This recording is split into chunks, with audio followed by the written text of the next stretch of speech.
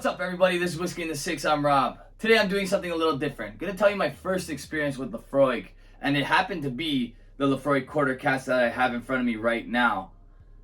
I was at a friend's house. He poured me a whiskey. I didn't see what he poured. He wanted me to try something new because I was getting into whiskey. I like the Canadian whiskey stuff. I like the bourbon stuff. Mostly at 40%. Had no idea what I was in for.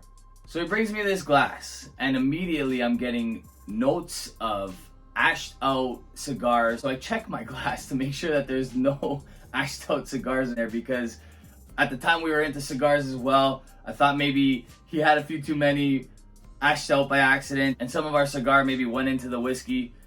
I noticed that it's completely clear, or just a little bit of a yellow hue to it, brownish yellow hue. So I'm nosing this thing, and I'm getting these ashed out cigar notes. I'm getting asphalt notes, like I'm trailing behind an asphalt truck on the highway or something. I'm getting notes of burnt rubber. I'm getting all sorts of different things out of this whiskey, and I am terrified. I am absolutely mortified. I've never smelt anything like it in my life. I had no idea what peat was at the time, and this whiskey was just something I had never experienced. Used to the Canadian whiskey stuff, like I said, so the sweet, buttery, caramel notes, very, very mild, very approachable. So in my head, I'm thinking, wow, this is a grown-up whiskey. No more of that sweet stuff. So I'm nosing it, giving it a little smell, giving it a little taste, and I noticed that it's super sharp. This is my first experience with anything over 40% ABV. This is 48% ABV. So all sorts of things are happening to me that shouldn't be happening to me. What should be an excellent experience is turning into my worst nightmare very quickly. I get through the glass politely, try not to make it seem like I'm too much of a wuss, and by the end of it, I can't forget about it. I can't get it out of my mind. Just all these different things, because somewhere in the nightmare there was some pleasurable experiences. I go home that night, I start researching what I thought was called Laphroaig, because I had no idea how to pronounce Laphroaig. Get home, research it, find out that a lot of people love this peat stuff.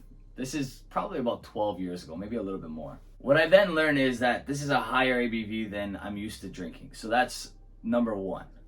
Number two is there are lighter styles of this peat thing that I'm hearing about. This peated whiskey, this peated Scotch, this peated single malt.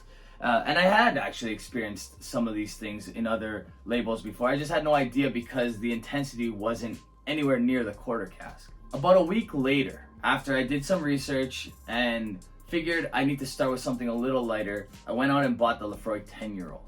It's 40%, it's a lot lighter in ABV, and it's supposed to be a little bit lighter in this peat style that I'm hearing about. So I pour a glass on ice, making sure that the drinking experience is as light as possible, because again, I'm a lightweight at this point. This is 12 years ago. I have no idea what peated single malt is, never mind just dabbling the beginning of single malts in general. So I pour the Laphroaig 10 and I'm sipping it, and there are some of those burnt rubber notes, and there are some of those asphalt notes and medicinal notes, and these things that I don't even know how to describe at this point. But despite these notes that I'm probably not the biggest fan of, and it's going to take me some time, there are some great notes of like vanilla and floral notes and some sugary notes and these types of things that I'm actually enjoying and weighing. Fast forward in my whiskey journey, started really enjoying stuff like the 10-year-old Laphroaig, the Carchis. I have a couple of them on my shelf right now. Laphroaig has become, almost 6 years into this channel, one of my favorite whiskeys, one of my favorite single malts, one of my go-to whiskeys on a nightly basis. And now we've come full circle back to this Laphroaig quarter cask, 48%, an ABV that I prefer now. 48% probably is my favorite ABV in a single malt. This whiskey has so much to offer, all right? But if you're starting your journey and you want to start with some peat, I highly recommend you start with the 10-year-old. This one's a little bit more intense. The ABV is a lot to get used to as well if you're used to 40%. So you want to start with the 10-year-old because it's a nice entry level into the peat game. And this is beautiful stuff. I've evolved into a quarter cask because this offers me the ABV that I'm looking for, the intensity of peat that I'm looking for. But again, if you're starting your journey, you want to start with something a little lighter, especially in the ABV category, because that could throw off the entire experience. You want to taste the whiskey for what it is before you start to amp up the ABV, because the ABV, the alcohol by volume, is what's going to determine whether or not it tastes sharp, all these different things. So go a little lighter with a 10-year-old Laphroaig, because that'll offer you the experience, and then you can evolve from there. Laphroaig writes on their bottle, the most richly flavored of all Scotch whiskies. I will confirm that they are the most identifiable out of all the Scotch whiskies.